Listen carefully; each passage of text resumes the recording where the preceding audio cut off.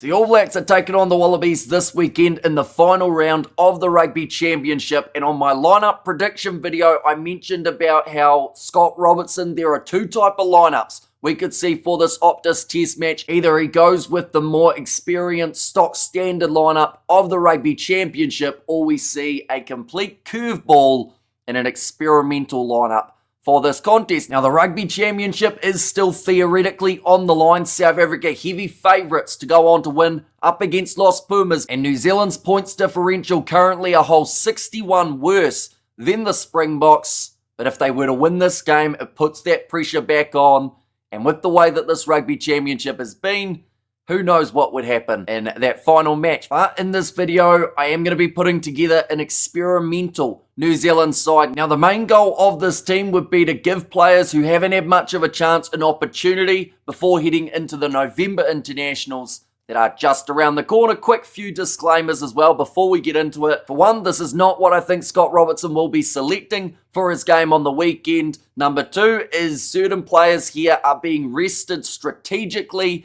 It is nothing personal. It's not because of form. It is more so just for the sake of squad rotation. And then also, I don't see, even if they went experimental, them making this many changes, but more so positionally, whether or not we could see, let's say, 3 switches in the front row, or maybe a change in the centre pairing, something along those lines. But jumping straight into it after my minute straight of rambling, but front row.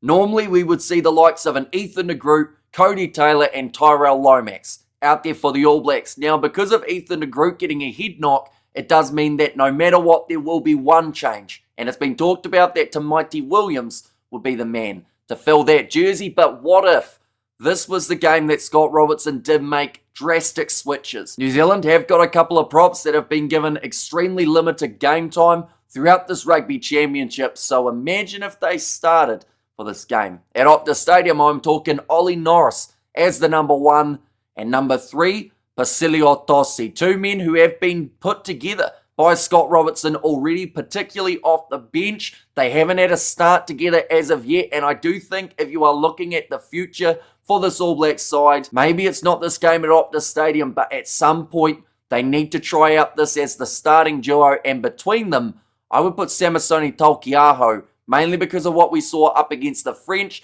These guys off the bench did bring a certain kind of impact. They've got youth on their side, and certainly a massive power game that could be played for the ABs. But there is the starting front row that if you were going experimental, perhaps you could look at for this matchup. In the locking duo, there isn't a huge amount of experimentation that can actually happen in this department, mainly because in the last game, we saw the two youngsters get the chance in Fabian Holland and Tupavai. There are a few guys right on the fringe of making it into that All Black side. Someone like a Sam Derry, a Josh Lord, Naitoa Akoi, another name that I've seen thrown around. But for this matchup, I feel like a Patrick Tuipulotu and Fabian Holland combo could be extremely handy. Tuipulotu, he brings that experience. One big factor, though, is you would lose his impact off the bench if he was to start here rather than being in the reserves. Although if Scott Barrett is available after his injury, perhaps you put him into the 4 jersey, Tuipulotu off the bench, and then that sorts out your captaincy. Because a little bit of a spoiler, one reason why I did mention my disclaimer is because Ardie Savea,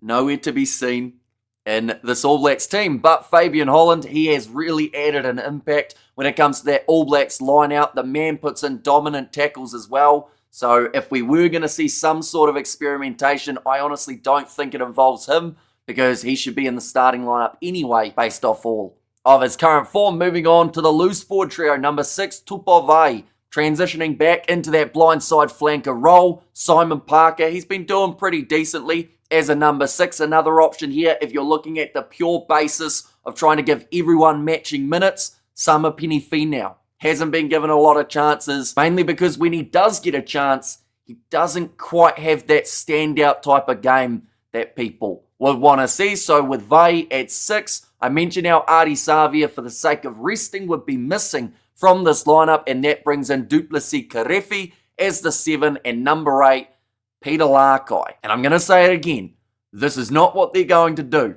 because I know some people by now are probably already furious at the starting pack. Some would say that perhaps not enough size across the forwards, but it would certainly test out some of the young players here for New Zealand. Peter Larkai, I looked through at some of his stats, and he has actually played more as a number 8 throughout his career than a number 7, which is quite interesting because when you look at Peter Larkai, people always talked about him being that replacement 7 option for Ardie Savia. But what would happen if we looked at Larkai more so as a number 8, being Satiti's replacement and vice versa, having that versatility off of the bench so that when one of them comes off, they don't only cover that one position that they're playing, but also the other two in the loose forward trio. Tarefi, he is an out-and-out 7, plays alongside Peter Larkai for the Canes. So if there was going to be experimentation and you were going to, for some reason, drop Ardie Savia, I do think that this would be a not too bad trio. Once again, though, Satiti could go in at 8 and vice versa. But I think it could be handy enough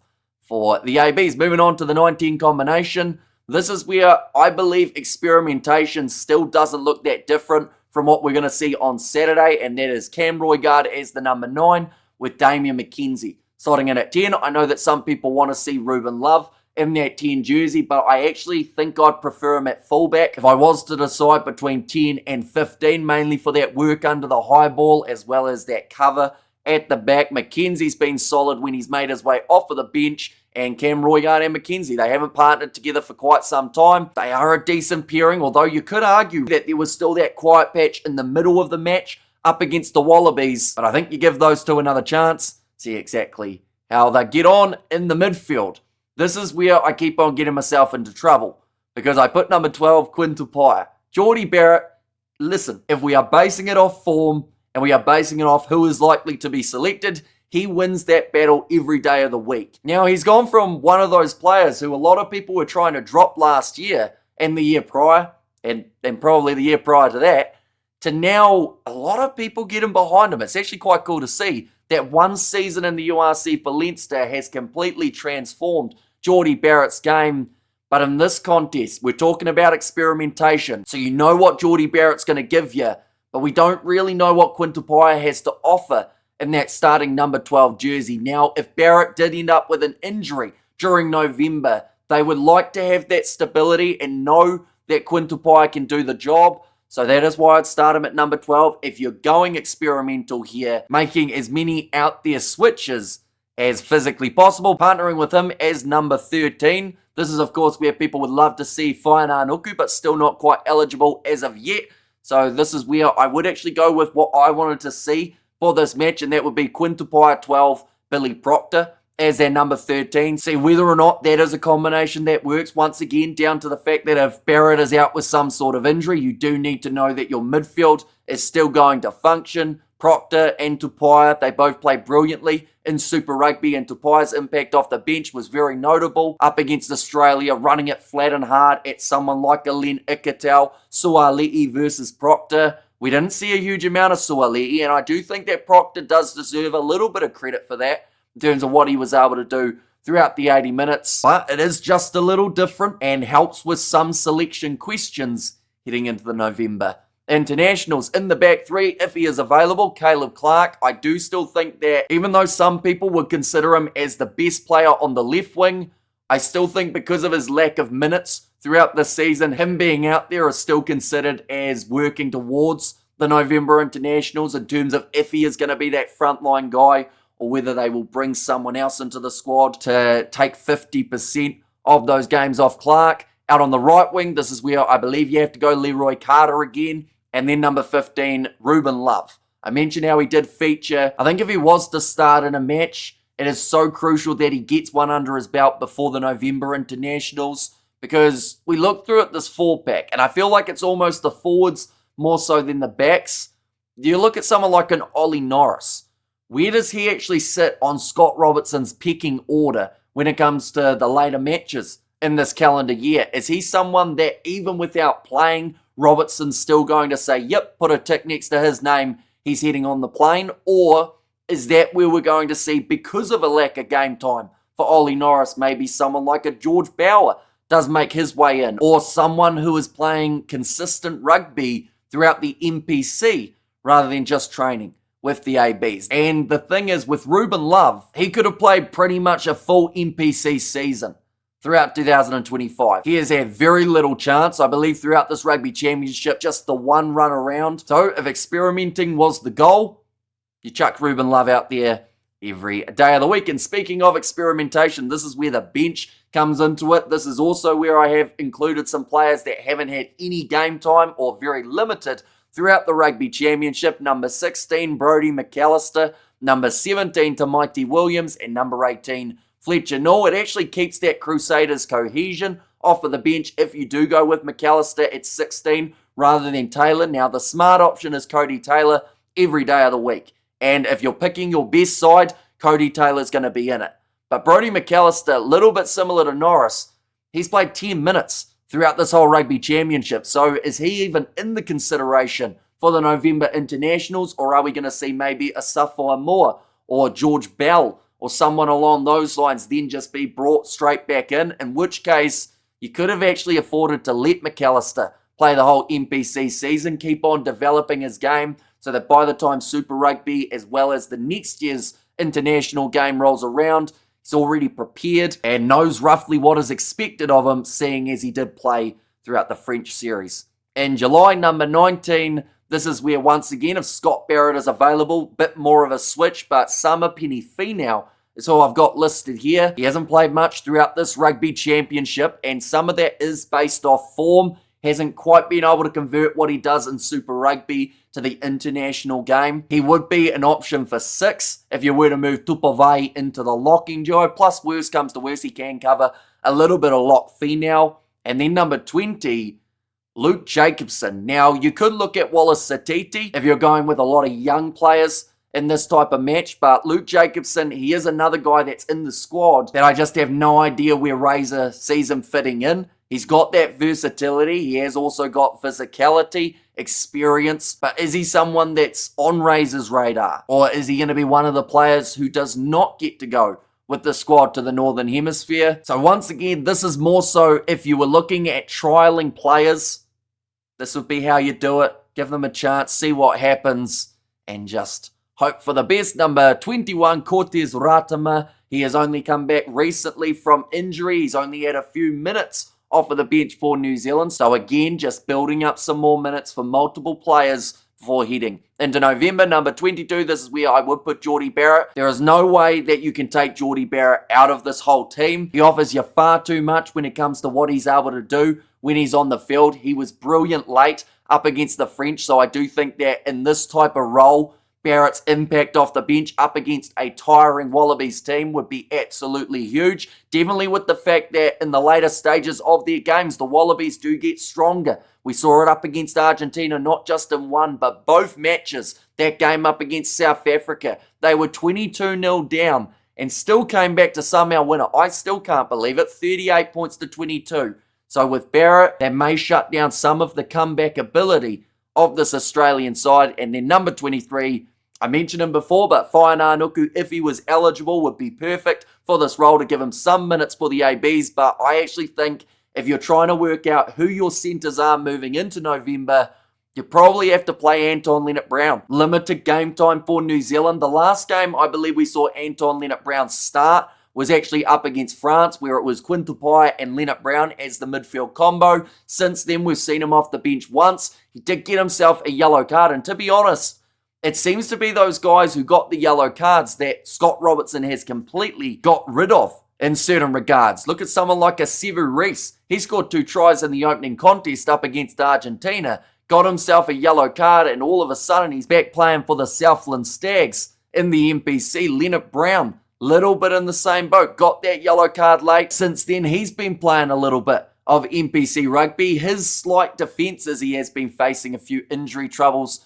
as well, Lienert-Brown, and perhaps that is one of the reasons we haven't seen him as much here. But also, I just don't know if they see him as a frontline number 13 anymore. So perhaps this would be the last big chance for Anton Lienert-Brown to prove that he should be in that New Zealand jersey. To be fair to him, the last match of last year's Rugby Championship up against the Australians, he actually started as the number 12 and had a very solid game from that inside centre role. So maybe he even comes on as a 12 replacement in the scenario. And then Jordie Barrett, you can honestly stick pretty much anywhere in this backline, and he will have some form of success for this matchup. But that is the 23 that, if you were trying to be as experimental as possible, would probably look a little bit something like this. Now, like I said, this is not what Scott Robertson will select. This is also not what I would select for this All Blacks team. So I want to know, of these changes, breaking it down into little groups, the front row, the locks, the loose forwards, 9 and 10, etc., which of these experimentational parts do you think would actually work for the All Blacks? Because I feel like there's a couple there that if you gave them some time, they might actually do quite well. The likes of a Norris, Tolkiaho, and Tossi front row. Maybe 2 years down the line, that is something that we see consistently for the All Blacks. But up until we get a time where we actually do see it in action, it's very hard to know what it can do. And I kind of want to mention a certain coach, Rassie Erasmus. He currently has a Springbok squad that he can rotate anywhere between 5 and 10 players each and every week. And even with those changes, he still has the confidence that that side can win a game of rugby. And this New Zealand side at the moment, compared to Rassie, who probably has 45 players that he feels confidence in, can New Zealand say the same? I think they've got anywhere between maybe 25 and 30 players at the moment that they feel are starting or reserve quality, and then a whole heap of inexperienced players who can't buy themselves any minutes for this All Blacks team. And it is so difficult for the coaches and selectors because, of course, when you've got so much pressure to continuously win, it means that any loss that you have, even with your frontline team, just puts you that little bit more of a step behind and maybe just that little bit more hesitant to actually make those switches when they could take place. But nonetheless, I do thank you all very much for tuning into this video. Like I said, a bit of a different one. I've had to give a ton of disclaimers for this video, as I do know that some may take it the wrong way. So just know that it is nothing personal, again, against those players who will be starting. You know, we're not going to see Ardie Savia dropped up against the Australians here. We aren't going to see no Geordie Barrett, no Will Jordan, who is another player that I did take out. But theoretically, if this was the last trial heading into November, would you prefer to see some players get minutes? And the Rugby Championship is still on the line, so there's no denying that Razor, I believe, will still go very strong in his lineup. But it's just a bit of fun, isn't it? And just a bit of a look at the depth that New Zealand could try and build heading forward as well. But I do thank you all very much for tuning in. If you do have an experimental lineup that you would like to theoretically see at some point for New Zealand, and it doesn't necessarily have to be this game, up against the Australians. The New Zealanders, they have 4 matches heading into November. They are up against Ireland, Scotland, England, and Wales. So if you were going to get a bit of a different looking lineup going for any of those games, who would be your 23 that you do put together? But thank you all very much for tuning in. Of course, when Scott Robertson does announce his actual side, which will look nothing like this, we will be letting you know on the channel. Thank you all very much for watching, and I will see you all for the next one.